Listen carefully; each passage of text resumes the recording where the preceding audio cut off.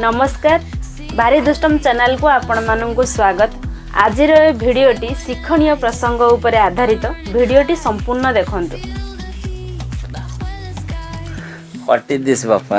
क्वाटे नोना किछि दोना खाली पाठ पाठ आ स्कूल स्कूल ट्यूशन सेंटर।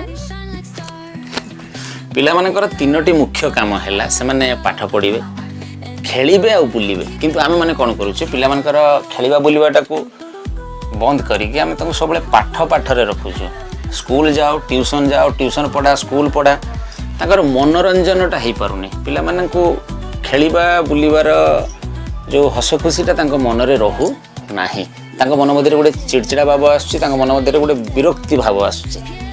पिला माने जतेबेले पड़िया को खेलिया पई जांती सेतेबेले अनेक पिला मानक संस्पर्श रे सेमाने आसंती।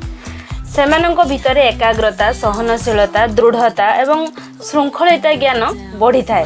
परस्पर मध्य केमती मैनेजमेंट करेंगे परस्पर को केमती परिचालना करिवार गुणटा तांका पाखरे आसे जेमती जीवन रे से माने मानसिक स्तर रे बहुत स्ट्रांग होंती शक्त होंती जहा फल रे जीवन के माने हारिबेनी कोनोसी परिस्थिति रे हारिबे नाही तांका पाखरे संयम गुण आसे मैनेजमेंट गुणटा आसे।